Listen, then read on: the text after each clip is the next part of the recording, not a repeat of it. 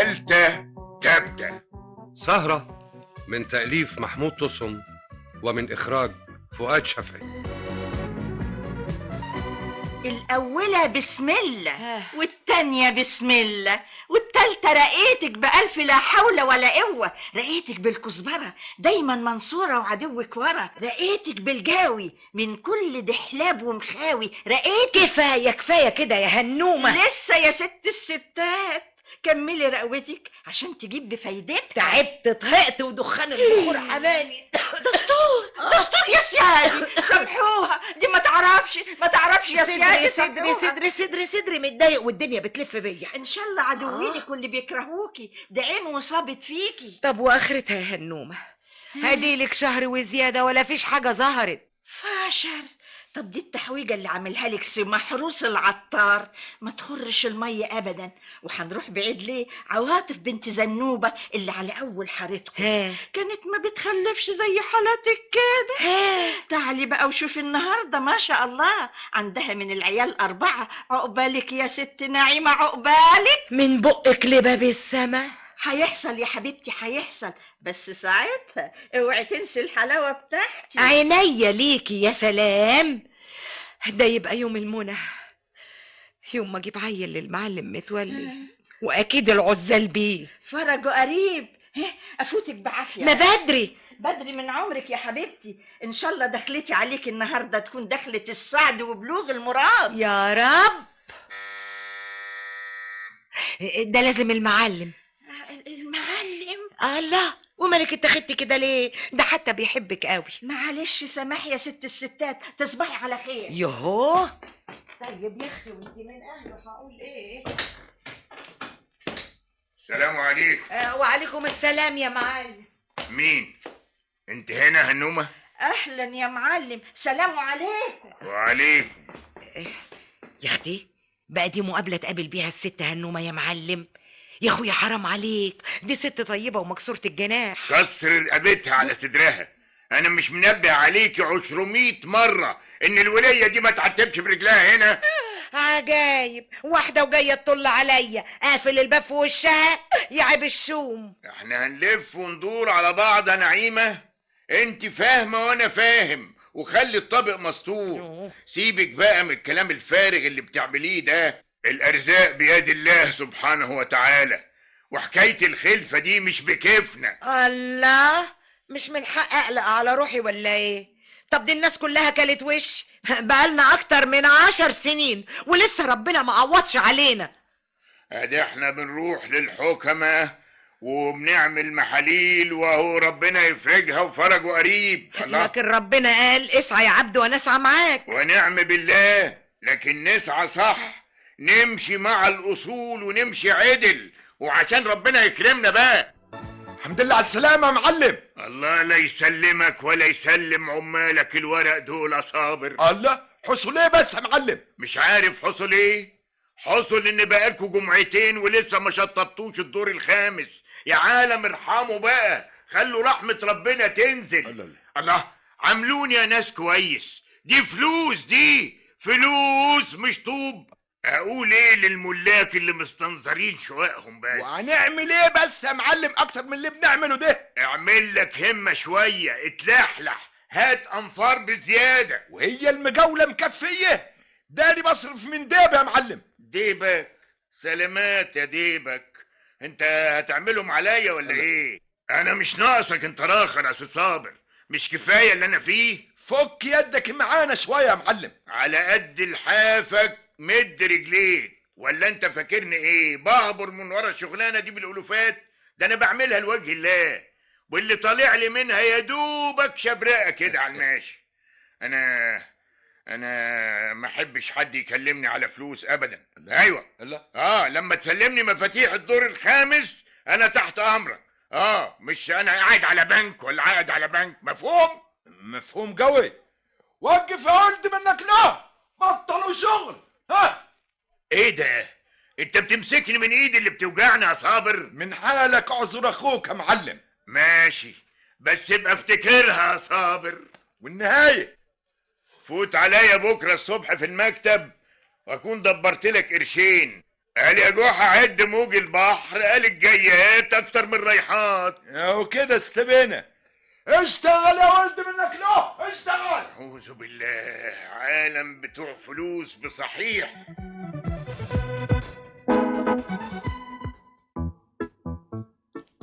مساء الخير. اهلا وسهلا، مساء النور. اهلا يا سهير هانم، اتفضلي يا فندم. ميرسي. حضرتك تشربي ايه يا فندم؟ لا لا لا ولا حاجة، أنا جاية أقابل المعلم متولي. ما تقوليش إنه مش موجود، لأني عارفة ومتأكدة إنه جوه في المكتب. هو موجود فعلا يا فندم، بس ممكن اعرف سبب تشريفك بالزيارة؟ هيكون إيه السبب يعني؟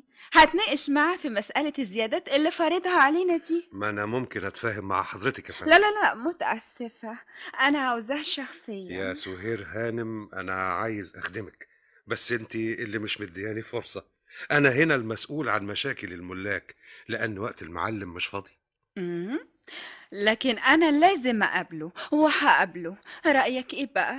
طب ثواني يا فندم، انا هديله خبر. وما تتأخرش عليا. دقيقة واحدة يا فندم وهكون عند حضرتك. ادخل. لا مؤاخذة يا فندم. ايه في ايه؟ تعال يا فندم. عاوز ايه يا سي منصور؟ لا مؤاخذة يا معلم، قطعت عليك خلوتك. في ايه؟ ما تتكلم بسرعة، انا متضايق على الاخر يا اخي. خلاص يا فندم، خلاص مفيش اي حاجة. تعال هنا، خد. ايوه. قول لي في ايه؟ ما هو حضرتك متضايق وما يصحش ان ازود ضيقك. اهو انت ضايقتني اكتر دلوقتي. قول بقى وخلصني. مدام سهير يا فندم، مدام سهير بتاعت احنا مش هنخلص بقى من السيرة دي. عاوزة ايه؟ عاوزة تقابل حضرتك شخصيا. قلت لها ان سعادتك مشغول ووقتك ما يسمحش، لكن اصرت. طب دخلها، اهي من جملة الغلب اللي الواحد شايفه. حاضر يا فندم. اتفضلي يا مدام سهير، اتفضلي يا فندم. مساء الخير يا معلم. اللهم صل على كامل النور. مدام سهير يا معلم. طب روح انت منصور، روح انت شوف شغلك. اهلا وسهلا، اهلا وسهلا. يا دي النور اللي هل على المكتب. اتفضلي هنا. لا هنا، لا، وربنا على مكتبي هنا. لا لا هنا. معقولة. طب قسما عظما ما انت قاعده اللي على مكتبي. معلم يا معلم. ايه بلا معلم بلا نيله. اجري بسرعه، يلا روح هات حاجه ساعه. يلا هات حاجه ساعه الهانم. ده انا لو كنت اعرف ان حضرتك جايه كنت فرشت الارض بالورد والفل والياسمين والرشيد. ميرسي خالص. وكنت عملت حاجات كتيره قوي والله. انت جانتي خالص يا معلم. وانت اخر جنططه. معلم متولي. انت لسه واقف هنا يا اخي؟ ما تتلحلح يا بني ادم. امشي امشي روح. ايه عايز الهانم تقول علينا ايه؟ ما بنفهمش. يلا يلا يا بني ادم. عايزين نشوف طلباتك ايه وامرك ايه يا فندم. انا تحت امرك، وكل مستوظفيني تحت امرك والله. معلم. يا عيون المعلم، يا الف اهلا وسهلا. معلم. العزوزه الساعه على منصور. ايه يا معلم متولي، مالك؟ ماليش يا منصور افندي. هو انا تايه عنك يا سيدي المعلمين؟ ده انت الليله دي مش عاجبني ابدا. ليه بقى؟ حسبت على المشاريب، ودي اول مره ولا مؤاخذه بتعملها. اكيد في حاجه مش مظبوطه يا معلم. الواد. نعم. الذريه الصالحه، الخلفه يعني يا منصور افندي. تقدر تقول لي انا عمال اجمع الثروه دي كلها لمين؟ ربنا يديك الصحه ويسعدك مع الست نعيمه ويرزقك منها الخلفه الصالحه يا معلم. بالاسف مش باين بصراحه. في ناس شرط عليا ان انا اتجوز. قالوا لي اتجوز يا معلم تاني، لكن انا خايف احسن تعرف وبعدين تبقى نصيبه. النصيبه تبقى طبلت على نفوخ اهلي لو عرفت. لا والله انت هتزعلها شويه وبعدين هترضى بالامر الواقع. الله، اذا كان ربنا موسعها عليك وتقدر ولا مؤاخذه تصرف على بيتين وعلى 3 وعلى 4، كله بحلال ربنا. ما انت عارف ان انا بشغل لها فلوسها معايا في شركة المقاولات، وابن عمها ابو كاتو يعني محامي كبير قوي، وهي مسلماه كل الاوراق. ولو انا لعبت بديلي كده ولا كده هتطربق الدنيا على نافوخي، وانا الايام دي مش ناقص. ايوه صحيح، فاتتني دي، لكن محلولة برضو يا معلم. محلولة ازاي يا ناصح؟ تتجوز في السر. في السر؟ ده احسن حل، ولا من يشوف ولا من يدري. فيك من يكتم السر؟ في بير، انا خدامك يا معلم. انت عارف سهير هانم اللي كانت عندنا في المكتب بعد الظهر؟ طبعا عارفها، وبصراحة كده شفتك مبسوط منها قوي قوي قوي يا معلم. اسكت يا منصور افندي، اسكت. دي خطفت قلبي. انا وقعت في شوشتي، ده انا غرقت لشوشتي في غرامها يا منصور افندي. معلش معلش يا منصور افندي. هي من جهة حلوة، هي حلوة قوي يا حلوة معلم. وبس، دي تلوح. قعدت دردشت معاها، قعدت اتكلم معاها وخدنا ودينا، وحكت لي على كل اللي شافته في حياتها. أجرى إنها عايشة عيشة صعبة أوي أوي أوي يا منصور أفندي. ليه كده؟ قطعت قلبي. كلامي ده يا معلم، والله معقولة واحدة زي الست سهير عايشة عيشة وصعبة قوي؟ أوي أوي. أصل جوزها تعيش أنت. لا حول ولا قوة إلا بالله. ودي كانت أول جوازة ليها. ما اتجوزتش في حياتها إلا مرة ومات، وهي ملهاش حد في الدنيا لا حول الله. إلا تيزة رئيفة. نعم، تيزة رئيفة دي مين يا معلم؟ أمها منصور أفندي. يا سلام، بصراحة بقى أنا منشن عليها، وعاوزك كده بكلامك الحلو ومعاملتك اللطيفة دي تفتحها في حكاية جوازي منها. أنا يا معلم؟ أيوة أنت. تقدر تقول لي مين اللي استأمنه على أسراري غيرك أنت؟ بس المسألة محتاجة لتوضيب يا معلم. شوف أنا هوفر عليك المسألة. إزاي يا معلم؟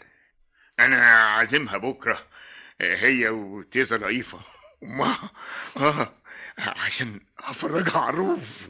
الروف يا معلم؟ هي وتيزة رئيفة يتفرجوا على الروف اللي حضرتك حاجزه علشان الست نعيمة؟ نعيمة واخدة على سكنة الحارة وراضية بكده. هي صحيح كل شوية تقول لي نعزل نعزل، لكن أنا خلاص، أنا نويت والنية لله كده إن أتجوز في الروف، واللي يحصل يحصل. لا ده أنت رتبت كل حاجة بقى. معلوم. أنا خلاص، خير البر عاجلا. مبروك يا معلم. عقبال ما اسمعها منها الكلمة دي يا رب، ده أنا ساعتها هديك 10 جنيه حتة واحدة. يا سلام، حلال عليك. وعلى ايه بس البعزقة دي كلها يا معلم؟ ما خيرك سابق. يلا إن شاء الله ما حد حوش، خلي الواحد يشوف يومين باقي بعزق فيهم. اسم الله، اسم الله والف اسم الله.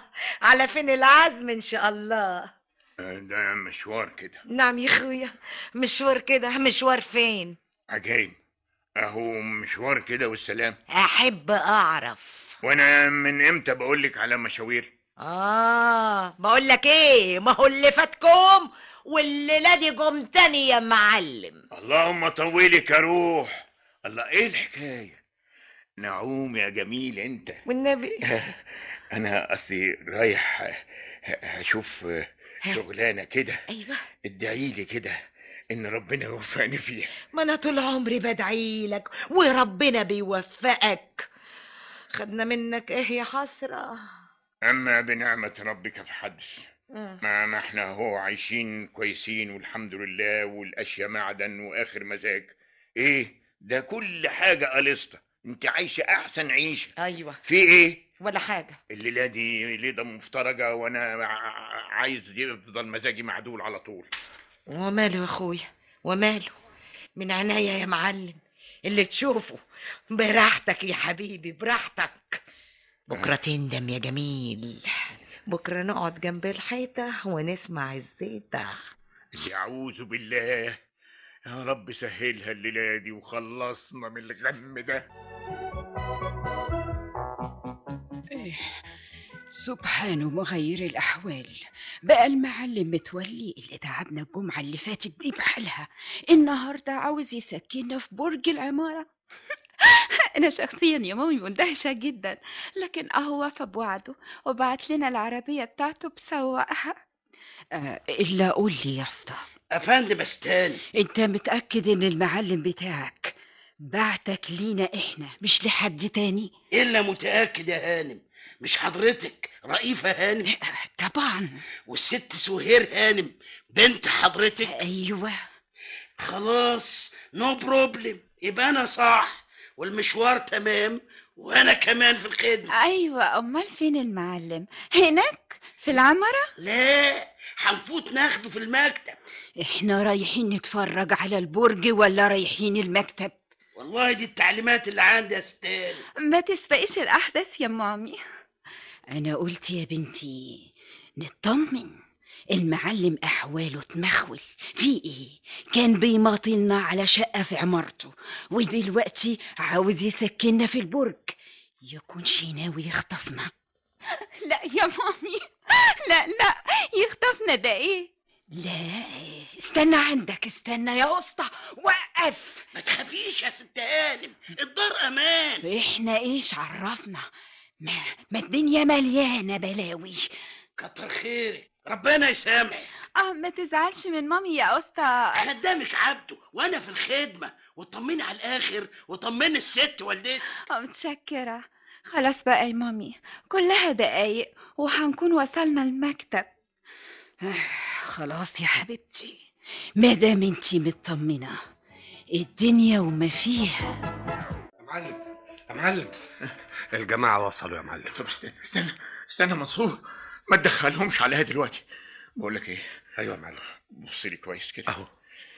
ايه رايك في الايه؟ فل الفل يا معلم، اخر فل. بس ما يصحش نسيبهم بره اكتر من كده بقى. قلبي متشحتف على الاخر، مش قادر اتلم على اعصابي، حاسس كده اني مش هقدر انطق بكلمه واحده. اطمن يا معلم، ما انا هكون قاعد معاك. ايوه حياة والدك يا منصور، خليك جنبي، ها؟ ما تسيبنيش اعك في الكلام. تحت امرك يا فندم. فين ازازه الريح؟ اهي قدامك على المكتب يا فندم. طب افتحها وتصني بيها. حاضر يا فندم. غرقني كلوميا، غرقني. اتفضل يا فندم. عشان الروح ترد فيا. الو، ايوه يا ست نعيمه، انا عبده. لا لا لا، بكلمك من الشارع عشان ما فيش حد من المكتب يسمعني وانا بكلمك. عملت ايه؟ المعلم بعتني مشوار خصوصي. فين؟ عند واحده اسمها رئيفه وبنتها سهير هانم، ووصلتهم عنده في المكتب. يا لهوي، شكلها ايه سوير دي؟ واحده ست. ما انا عارفه انها واحده ست يا ابو مخ ظلم، لكن شكلها ايه؟ طويله ولا قصيره؟ بيضه ولا سمره؟ حلوه ولا وحشه؟ كده يعني. هي من جهه انها حلوه، دي حلوه قوي قوي يا ست نعيمه. طيب بس الهي يسد نفسك، خليك متابع الموقف وبلغني اول باول بالتحركات اللي هتحصل. تمام يا ست هانم. حول. اهلا يا فندم. الموضوع باختصار يا ست هانم ان المعلم متولي عاوز يصلح غلطته في سوء التفاهم بالنسبه للشقه اللي انتوا حاجزينها. احنا مش هندفع ولا مليم زياده يا معلم. فلوس ايه يا تيزة؟ ده انتوا تتقلوا بالدهب، الموضوع غير كده بالمره. في ايه يا معلم؟ ما تتكلم انت منصور افندي. ايوه يا معلم. الحكايه يعني قصدي يعني المعلم هو اصل. ما تقول انت يا معلم. انا اصلي. الله، ما تقول انت منصور افندي. الحقيقه الموضوع يعني. جرى ايه يا معلم انت والاستاذ؟ في ايه؟ انتم كده وغوشتوني.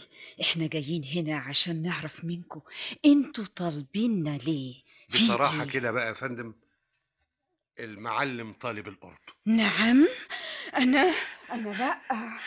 ايوه يا تيزة، انا طالب ايد بنتك سهير هانم. اتكلم انت بقى منصور افندي، اتكلم انت حاكم. انا مكسوف على الاخر. ايوه يا معلم طبعا. طب بقول ايه، انا خارج اقعد شويه في البرندة على بال ما يقول لكم. اتفضل يا معلم. اصله خجول جدا والله. ده خجول ده جدا يا فندم، يختشي زي البنت البكر. أيوة. بصراحه هو عرف ان الهانم كانت يعني متجوزه قبل كده واتطلقت لا مؤاخذه يعني، وعشمنا كبير يعني تقبلوا طلبه. ياي، ده جريء جدا. لكن مش الأصول إنه كان يتفضل عندنا في البيت. طبعا هيحصل يا فندم، بس زي ما تقولي كان عايز يطمن الأول. لكن ده متجوز وكمان كبير في السن، وبنتي لسه ما كملتش 27 سنة. وماله يا هانم، المعلم مش كبير قوي يعني. ما يغركيش منظره انه ضخم شويه يعني، والله ده 36 سنة ورصيد 4 مليون في البنوك. شفت يا فندم؟ ما تيجي تقعد معانا هنا يا معلم بدل وقفتك بره كده. اتفضل. اصلي لا مؤاخذة بتكسف يا كيزة.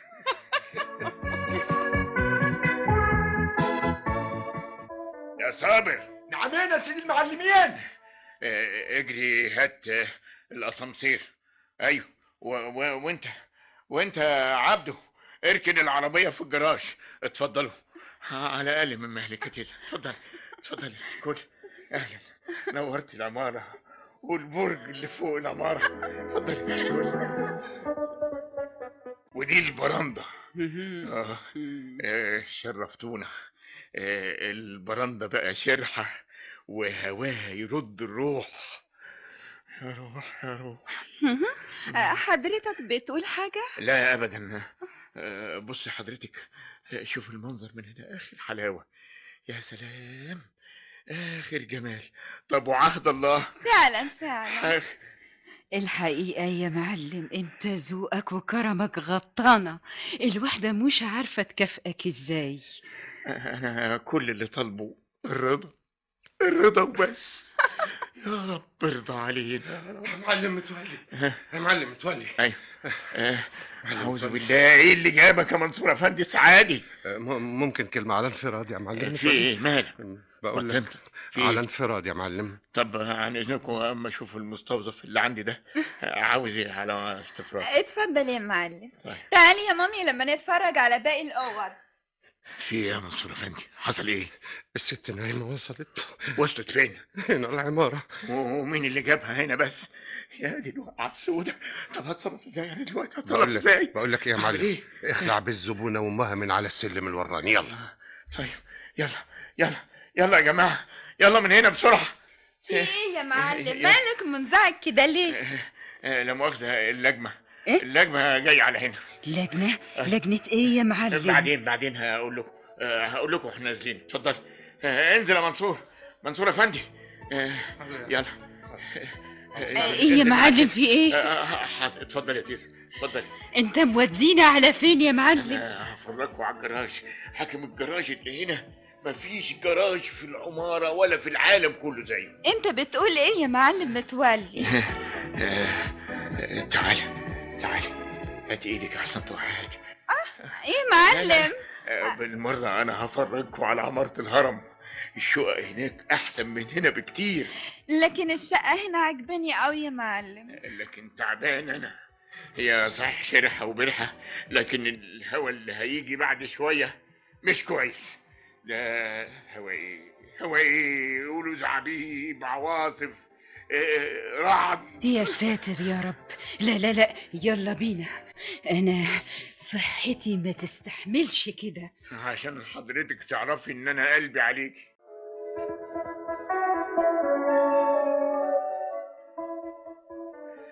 يلا بسرعة، يلا منصور، خد ايد الست قبلتي، قصدي تيزة. يا اخويا انت مصربع كده ليه؟ هي الدنيا طالت. لا بس عاوزين نلحق نفسنا. نلحق ايه بس؟ نلحق ايه؟ منظر الغروب بتاع الشمس. يا سلام على منظر الغروب. هناك منظر الغروب حاجة حلوة أوي. بس كله يجري ورايا. يلا اجري ورايا واطلع ورايا. وانا في اعصاب للبهدله دي. هو عمال يجري كده ليه؟ ايه السبب؟ اجراءات امنه تيزة.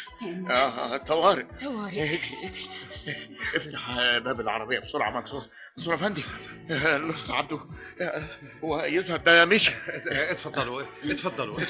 الحمد لله وصلنا العربيه في الوقت المناسب. انت شايف اللي انا شايفه هناك على باب العماره يا معلم؟ شايف يا اخويا، كله يغطس جوه دواسه العربيه. سوق يا اسطى.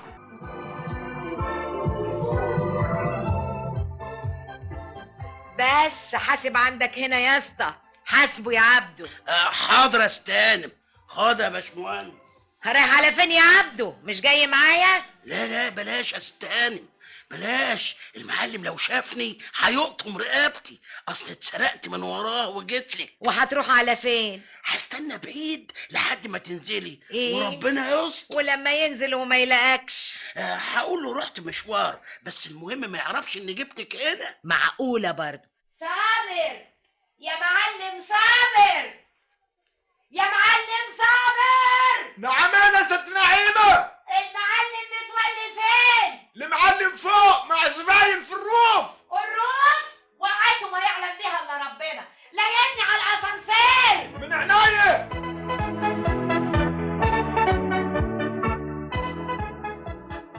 ومين اللي قالك الكلام الفارغ ده؟ صابر. طب اما اشوف خلقته الندل ده بكره. طبعا متغاظ منه علشان قال لي. لا ما هو مش ممكن. هو ايه اللي مش ممكن يا معلم؟ الكلام الفارغ ده. انت بتتجسس عليا يا نعيمه ولا ايه؟ بقى ده كلام يخش العقل يا رجاله ده؟ الله، بقول لك ايه يا معلم، ما تلفش وتدور عليا. الموضوع مش حلو كده. اتكلم دغري وسيبك من الهلضمه بتاعتك دي. لا بقى المسألة دي فيها ان يعني انت بتنكر انك كنت في العمارة النهاردة بعد العصر؟ ما حصلش، وغلاوتك عندي ما حصل. وصابر والكلام اللي قاله ده تسميها ايه يا متولي؟ وبعدين فيكي بقى نعومتي، هو لا مؤاخذة صابر ده ايه حجة يعني؟ شرع قاري مثلا؟ كل شوية تقولي لي صابر صابر. ايه اللي صابر قال لي وصابر عادلي؟ لا، الراجل ده يظهر انه كبر بقى وابتدى يخرف وصحته ما بقتش مساعداه. انا بعد اذنك هنقله من بكره لعماره عزبه القرود. يا لهوي يا غرابي، يعني يا غراب بيتك يا اختي، غراب بيتك. اتجوز. شد حيلك يا ست نعيمه، ادي الله ادي حكمته. الخاين الغشاش. يا مين يطولني دلوقتي زمارة رقبته عشان انفخ فيها، اعملها زمارة وادور اقول توت توت. عملها من ورايا، عملها من ورايا، عملها من ورايا. وزعني وتاريخ كان رايح يكتب الكتاب يا ست هانم. بقول لك ايه نعم. لو اني كوبايه ميه هيغمى عليا يا عبده. الحقونا يا ناس، الحقونا يا خالي. الف مبروك يا سوسو، الف مبروك يا روح قلبي. اخيرا بقيتي ليا انا لوحدي.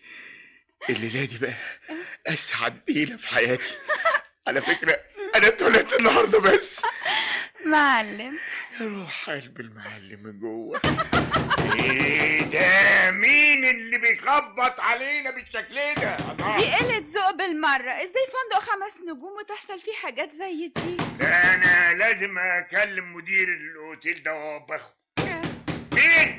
مين اللي بيخبط؟ افتح يا معلم، افتح يا عريس الغفله. يا ليلى كوبيا، ايه نعيمه مراتي؟ افتح يا معلم، افتح عشان اعرف افتح نافوخك.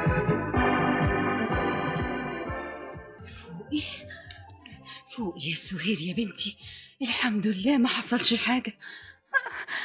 يا مامي، الست المسهورة عدتني في ايدي. ياي خلاص يا بنتي مشوها، طردوها من الفندق كله. فين متولي يا مامي؟ مع مدير الفندق يا بنتي وزمانه جاي. انا خايفة قوي، خايفة يا مامي. ما تخافيش يا حبيبتي، انا هنا جنبك مش هسيبك. لا يا مامي، احنا لازم نمشي من هنا فورا. يلا نحضر الشنط. مش تستني يا بنتي اما يرجع جوزك. لا يا مامي، انا حياتي اصبحت في خطر. الخطر زال وتمت السيطرة على الموقف. روح خلاص. احنا لازم نمشي من هنا يا ميمي. ميمي؟ ايوه يا متولي، بدلعك. اوكي. وميمي دي الله طالعه من بقك زي السكر. خلاص مادام مش عاوزه تقعدي هنا انا كمان مش هقعد هنا. يلا بينا، يلا ننزل نروح لقضة تانية. لا نسافر نروح اسكندرية نقضي شهر العسل ونرجع على الروف. وانا موافق، وهخلي المستوظفين اللي عندي يفرشوا البرج ويوضبوا كل حاجة على ذوقك انت. وانا هكون معاهم لحد ما ترجعوا بالسلامة. مسكين يا موتي، كنت عايش مع الست المتوحشة دي ازاي؟ عشان تعرفي يا روحي قد ايه انا كنت بتعذب. انا عمر ضايع قبل منك، ازاي يحسبوه عليا؟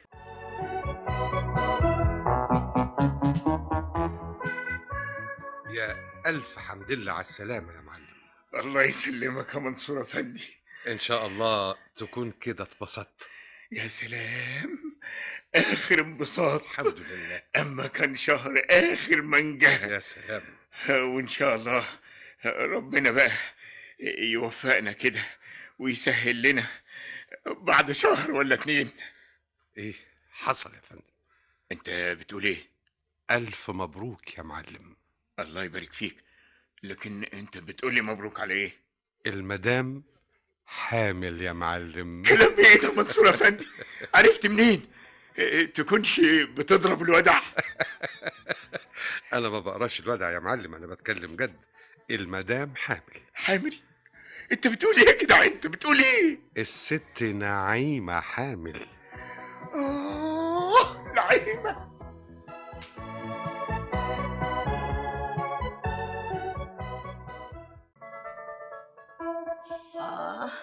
بقول لك ايه، لا تكلمني ولا اكلمك ولا ليك صله بيا من ساعه ما عملت عملتك السودة دي.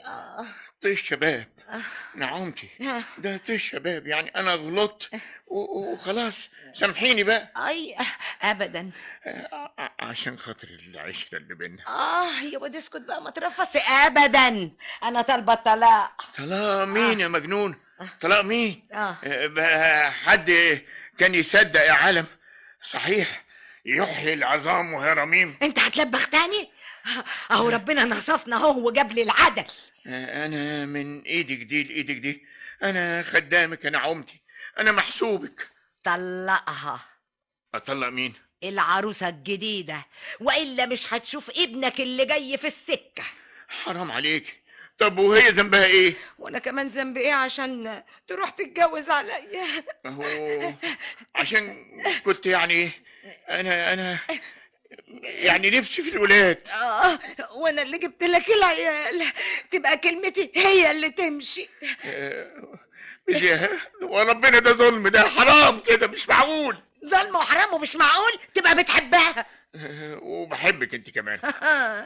القلب ما يسعش 2 يا روحي.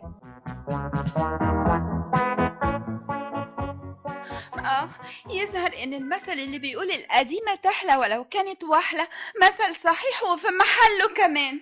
اعملي معروف يا سهير، انا مش ناقص. اوام زهقت مني فيكي. صحيح الرجالة ملهمش امان. قدري ظروفي، انا برضو ظلمتها واتجوزتك من وراها. يعني ندمان؟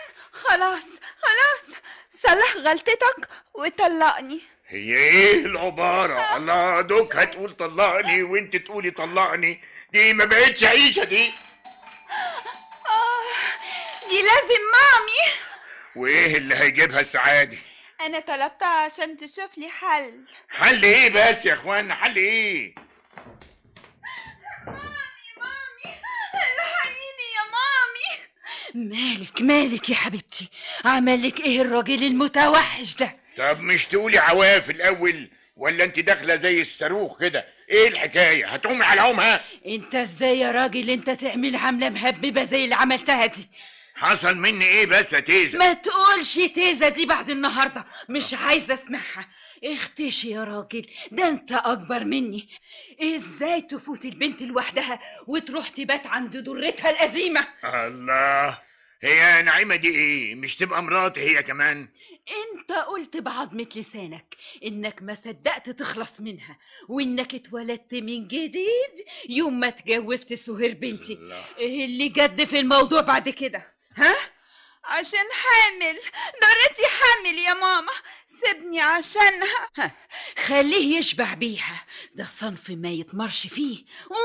قومي لمي شنطة هدومك يلا. على مهلك شويه يا ست رئيفه، هو لا مؤاخذه البرج ده ملوش راجل؟ انت لازم تطلق بنتي، مش ممكن هسيبها تبات هنا ولا ليلة واحدة بعد الإهانة دي لسه عروسة بشوكها، تقوم تزعلها بالشكل ده؟ لما تعرف مقامها بقى ابقى تعالى خدها بنت. ايوه يا مامي. قدامي على بيت أمك اللي بتحبك وتخاف على مصلحتك. حاضر يا مامي.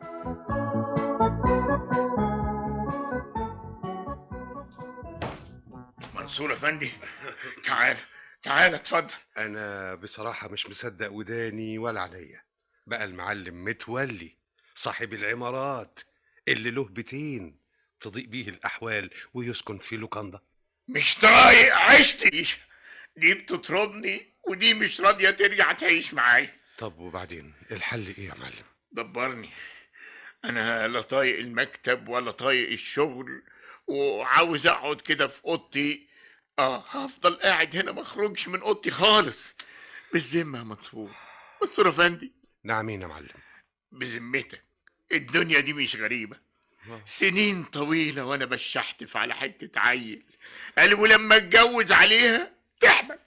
لا ولسه يا معلم. لسه ايه؟ تليفون جاني النهارده في المكتب، سهير هانم حامل هي رخرة وفي الشهر الثالث يا معلم. امنت بيك يا رب. انا مش عارف اضحك ولا اعيط، اضحك ولا اعيط يا منصور افندي. روق يا معلم، روق يا معلم. معلش على كل حال حاول بقى تصلح الاحوال بينهم. طيب ده ضروري يحصل. طيب انا دلوقتي اروح لسهير.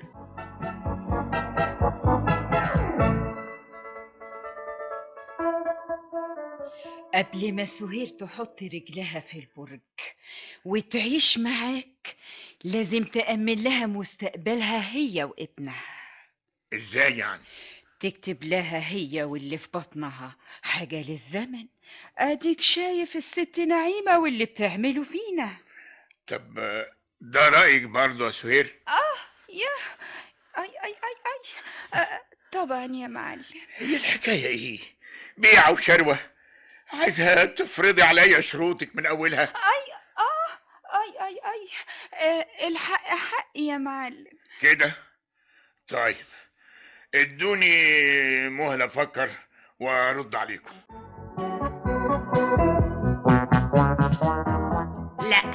لا ده لا يمكن ابدا، لا والف لا. ده انت خاين، غدرت بيا وبعتني. نسيت وقفتي معاك وانت كنت لسه حيلا حتة مستوظف عند المرحوم ابويا بيومية ربع جنيه في الشهر، واتجوزتك ووقفت قدام اهلي كلهم، واخرة المتمة تروح تتجوز عليا. يا ست نعيمة، طب ايه اللي يرضيكي يا ست الستات؟ احنا مش شركة في المقاولات، النص بالنص. تمام يا فندم. خلاص، يكتب لي النص بتاعه باسمي وبكده نرجع لبعض. ايه رأيك؟ عاوزة تاكلي عرق وشقاية؟ عاوزة تورثيني بالحياة نعيمة؟ عاوزة اكسر سمك، عاوزة اشيل من ايدك الفلوس اللي افتريت بيها عليا. ده لا يمكن ابدا. يلا بينا يا منصور افندي. شوف يا متولي بيه، انت ولا تزعل نفسك ولا تشيل في بالك ابدا. فعلا الراجل طول ما معاه قرش وصحته يقدر يتجوز 2 3. لسه هنعيده؟ امال يعني هتسيب نفسك لعبة في ايدين نسوانك ولا ايه؟ دي تشقطك لدي ودي تحدفك لدي. لا لا لا لا لا، مسكين وقع في ايدين من لا يرحم. نصيبي كده بقى. شوف يا متولي بيه، انا بقى اختلف عنك كتير. نهار ما بدأت أعمل بيزنس كانت ألطاف مراتي دي ورثة من أبوها 100 فدان. والله وملك عليا يمين يا متولي بيه. لقيتها من ورايا باعتهم وجابت لي الفلوس في شنطة وقالت لي جهد شيري. نعم، لا مؤاخذة، جهد يعني ايه؟ يعني انطلق. شوف شغلك. احنا وكل الستات في عيلتنا نقدس الراجل، نقف جنبه ونسنده، ولا نفتح بقنا بكلمة تزعله ابدا ابدا. ونعم الستات. حتى بنتي نرجس الأمورة الصغيرة الحلوة الخطابة عليها كده. لكن أنا بقى بقول لها سيبك من شبان الأيام دي، خشب ومدون بويا. تعرف بقى يا متولي بيه الفرق اللي بيني وبين ألطاف كام؟ طب قول انت كده كام؟ لا مؤاخذة مش واخد بالي. 28 سنة لا بس. لا يا شيرين، 35. ولا انت ناسي يا شيرين؟ نهار ما خطبتني كنت لسه في رابعة ابتدائي. في رابعة ابتدائي. لكن بابا ايه، الله يرحمه، قال لي يا ألطاف انا بجوزك راجل يقدر يسونك، خليكي خدامة تحت رجليه. مساء الخير. مساء النور يا نرجس يا حبوبتي. تعالي سلمي على متولي بيه. مكسوفة يا داد. بسم الله ما شاء الله، طلعالي في طفولتي، بتتكسف خالص. امتى بقى افرح بيكي واشوفك في بيت العدل؟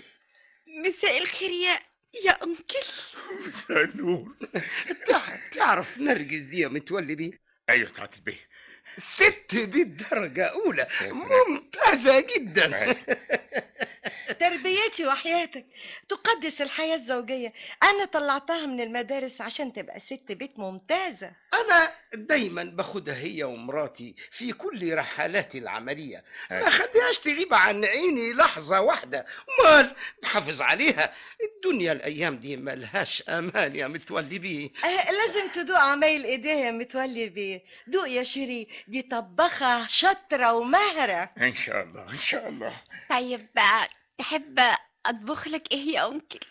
أنا أصلي في الحقيقة يعني أصل الأيام دي أنا ورايا مشاغل كده يعني شغلاني خالص، وبعدين يعني وبعدين ولا بعدين ولا قبلين. بكرة أنت معزوم عندنا في الفيلا على الغدا. اديله العنوان يا شيري. يا جماعة بس يعني ولا كلمة يا متولي بيه، العنوان أهو في الكارت. جهد شيري انطلق.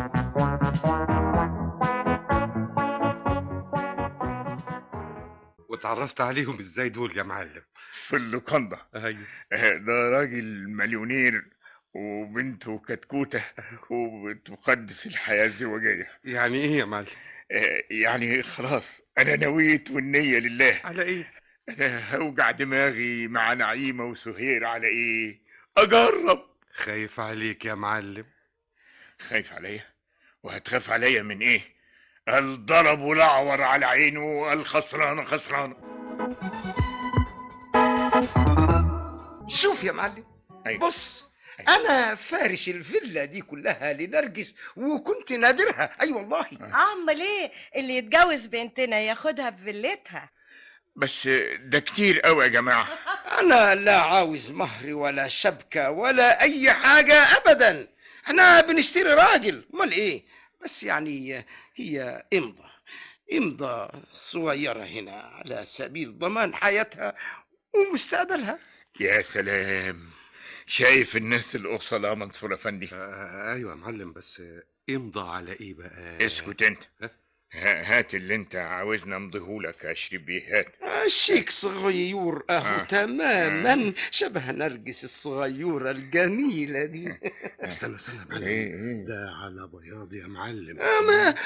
مش عايز تمضي يا متولي بيه، بلاش. انا شايف الاستاذ اللي مع حضرتك قلقان. احنا خلاص هنبقى اهل ونسايب يا جماعة.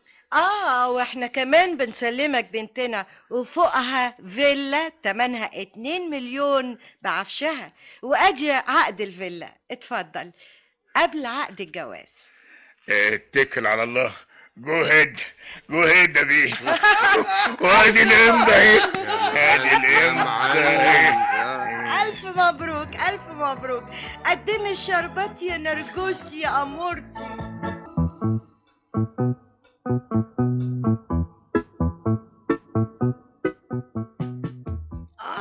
يا واد بطل رفس، ده باين انه اتجنن خلاص يا منصور افندي. يا ست نعيمة، انا جيت لك مخصوص عشان تحاولي تنقذيه انت ومدام سهير. ودخل سهير ايه بقى؟ ده فصل تعملوا فيا يا منصور؟ اقعدي يا ست نعيمة اقعدي. اي بس يا ولادي اللي في بطني. احنا من دلوقتي لازم ننسى الخلافات والاحقاد اللي بينا. يا ولا بطل شقاوة بقى. عجايب، انا ما شفتش برود بالشكل ده. انا مش عاوزه اعرفك يا ست انت. معلش ربنا يسامحك، لكن عشان خاطر مصلحة ولادنا اللي لسه جايين يا ولد لازم نحط ايدينا في ايدين بعض ونتفق على اننا نخلص المعلم من الورطة اللي وقع فيها. منصور افندي قالك على كل التفاصيل؟ ايوه، لكن هو بعد ما اتجوزك مش هستبعد عليه اي حاجه. خلاص نحاول انقاذ ما يمكن انقاذه. ورأيكم ايه؟ قول لها يا منصور افندي على خطتك. بعد اذنك يا فندم. اتفضل. بالبحث والتحري ثبت ان الراجل اللي اسمه شريف ده ومراته وبنته عصابة من المحترفين يا فندم. يا لهوي. ايوه ما تتخضوش يا فندم، ما تتخضوش علشان خاطر اللي في بطنك يا فندم. ايوه يا اخويا. الراجل ده يا فندم هو وعصابته مهمتهم اصطياد الاثرياء، وكل جوازة يطلعوا منها بقرشين ودمتم. يا اختي يا عيال بس. الله، والكلام ده جبته منين؟ من عمال اللوكاندا يا فندم.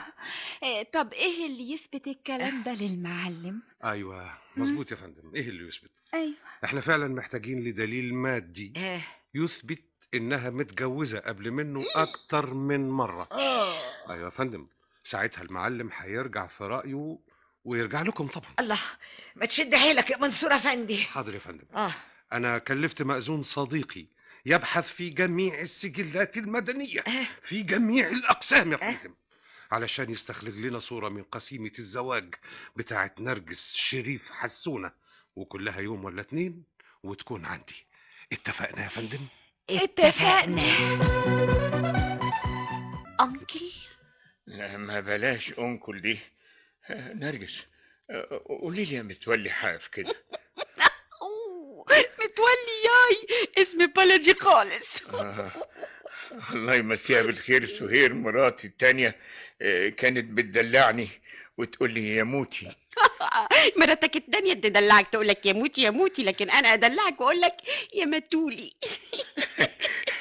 اموت فيك انتي يا نرجستي يا جميلة يا حلوة.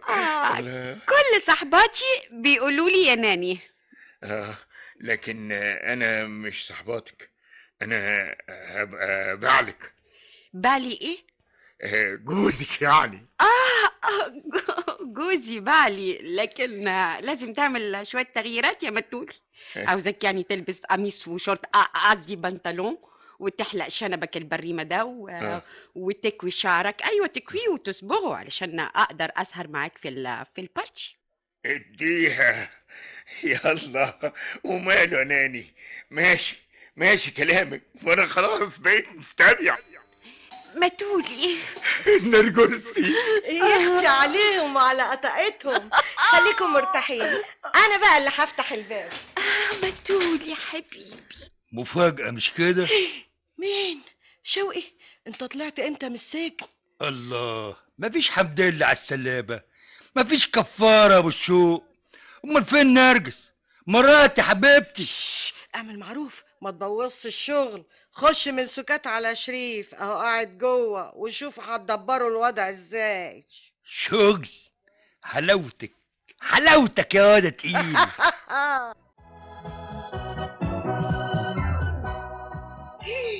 عصابة يا مامي، وعصابة خطيرة كمان يا فندم. أصيلة طول عمرك يا نعيمة. نعيمة بس يا معلم. وانت كمان يا سهير. هم بس يا معلم. وانت كمان يا منصور افندي يا صاحبي وحبيبي. ده لولا يا معلم كنا كلنا رحنا في داهية. قدر ولطف الحمد لله. التالتة تبدأ. سهرة من تأليف محمود تصن ومن إخراج فؤاد شفعي.